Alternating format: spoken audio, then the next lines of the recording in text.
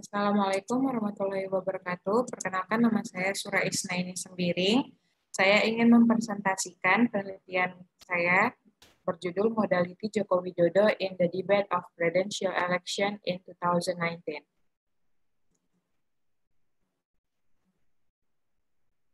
Yang pertama, introduction, yaitu modality. Modality ataupun modalitas adalah bagian dari makna antarpersona.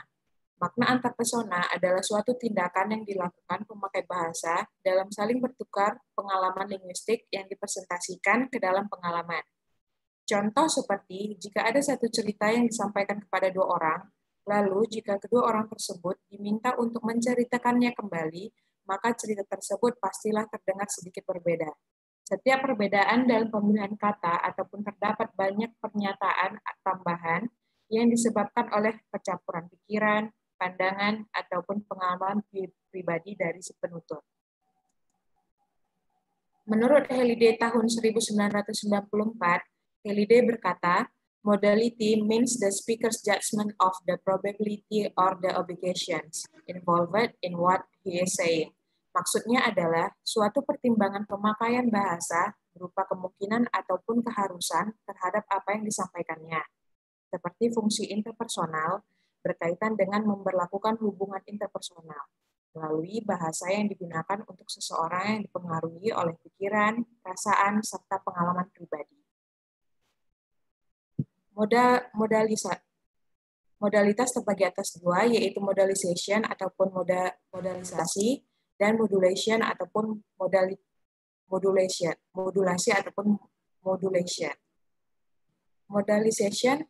Modalisasi merupakan pendapat ataupun pertimbangan pribadi pemakai bahasa terhadap proposisi, yaitu informasi yang dinyatakan ataupun ditanyakan, menurut Saragi tahun 2006. Modalisasi terbagi atas dua bagian, yaitu probability ataupun probabilitas, yaitu tingkat kemungkinan menengah, yang dimana mempunyai tingkatan seperti pasti, mungkin, dan barangkali. Yang kedua adalah usuality ataupun keseringan, yaitu tingkat kemungkinan antara ya dan tidak. Derajat kemungkinan dalam usualitas kadang-kadang, biasanya, dan selalu. Berikutnya adalah modulasi. Yang dimaksud dengan modulasi adalah pendapat ataupun pertimbangan pribadi terhadap proposal atau yang disebut dengan barang dan jasa yang ditawarkan ataupun diminta. Dalam modulasi, pembicara membuat perintah ataupun penawaran untuk pendengar seperti menawarkan untuk melakukan sesuatu, meminta pendengar untuk melakukan sesuatu, ataupun menyarankan agar mereka berdua melakukan sesuatu. Di dalam modulasi terbagi atas dua, yaitu keharusan ataupun obligation, yaitu diminta ataupun is wanted, untuk aksi perintah yang lazim diarahkan kepada orang kedua, dan disebut juga obligasi, menurut Saragi tahun 2006. Tingkat keharusan seperti adanya unsur wajib, diharapkan, dan boleh. Kecenderungan yaitu diperuntukkan untuk suatu kemauan, aksi tawaran yang lazim diarahkan kepada orang pertama. Tingkatan kecenderungan dalam ditetapkan, mau, dan ingin. Alasan peneliti memilih penelitian ini untuk dianalisis, dijelaskan, dan didiskusikan ada dua hal, yaitu yang pertama, seorang pemimpin negara ataupun seorang presiden dalam melaksanakan program-program pemerintahan berorientasi untuk mencapai tujuan negara yang adil dan makmur.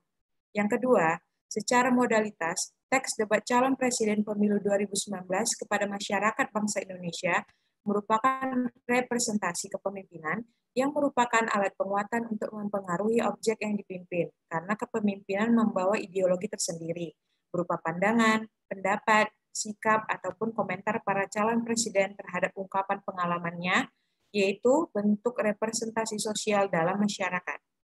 Berhubungan dengan paradigma di atas, dengan melakukan analisis modalitas dalam debat calon presiden pemilu tahun 2019, peneliti mampu membeberkan teks debat calon presiden pemilu tahun 2019 dengan adanya muatan implementasi.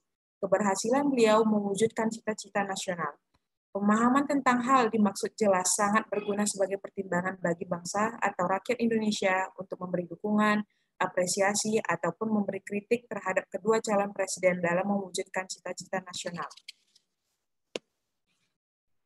Alasan peneliti memilih topik debat ini adalah Menurut Orwell tahun 1986 menyatakan bahwa teks bahasa politik dibangun untuk membuat kebohongan terdengar benar, pembunuhan terdengar mulia, dan omong kosong terdengar meyakinkan.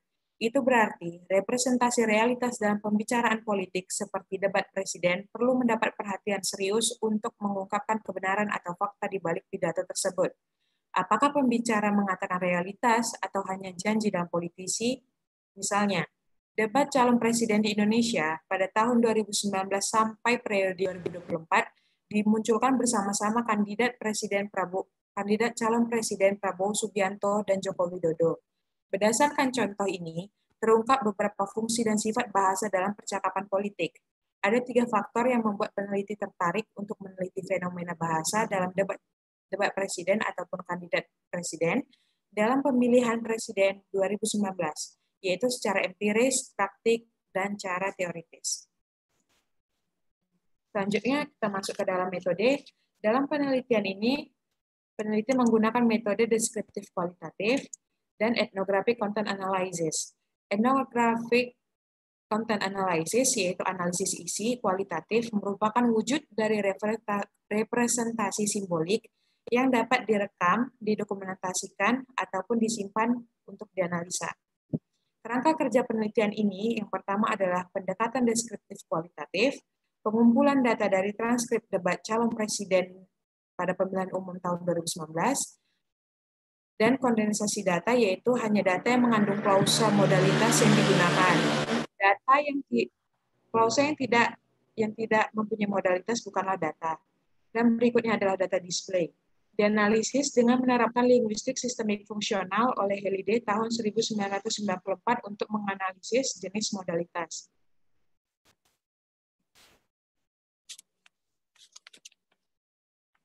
Alasan peneliti memilih debat ronde kelima untuk menjadi sumber data penelitian ini dikarenakan bertema tentang visi misi pada segmen pertama, ekonomi dan kesejahteraan sosial pada segmen kedua, korupsi dan terorisme pada segmen ketiga, dan debat terbuka pada segmen keempat dan segmen kelima, yang dimana itu sangat relatif dengan masalah yang ada di Indonesia saat ini.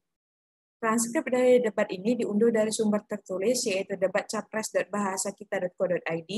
Untuk memvalidasi sumber data, peneliti mengecek isi teks video debat yang disiarkan oleh TV One melalui laman YouTube.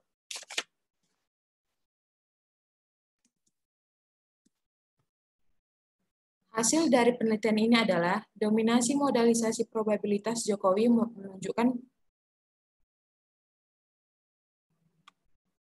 menunjukkan fungsi semantik klausa sebagai pertukaran informasi, proposisi memberi, sebagai ekspresi sikap pembicara terhadap apa yang dinyatakannya.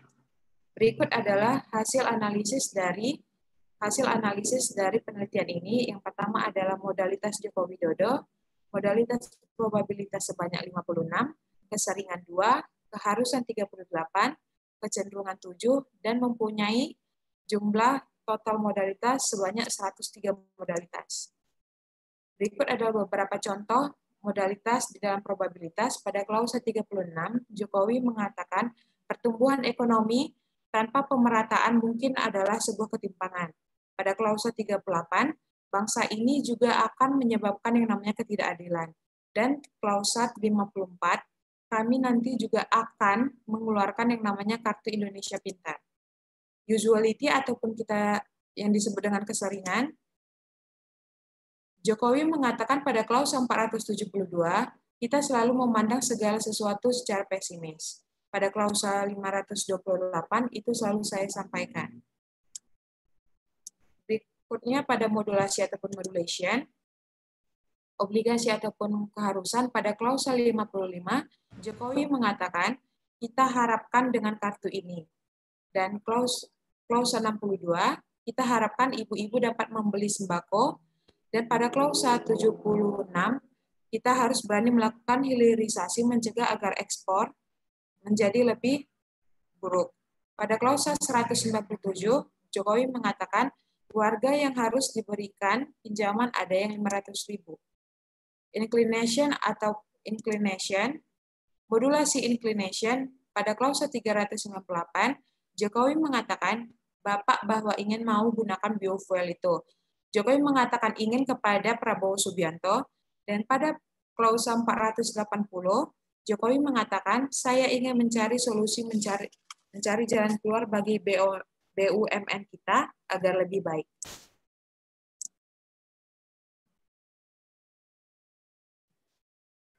Yang terakhir adalah hasil dari penelitian ini, modalitas Jokowi ditemukan sebanyak 56 modalitas yang didominasikan oleh probabilitas menengah. Jokowi cenderung mengungkapkan janji seperti pendapat ataupun pertimbangan pribadi yang dinyatakan ataupun ditanyakan dibuktikan dengan kata akan pada segmen pertama, visi misi, ekonomi, dan kemiskinan. Dan yang terakhir pada segmen kelima, debat terbuka. Sekian dari presentasi saya ucapkan terima kasih. Assalamualaikum warahmatullahi wabarakatuh.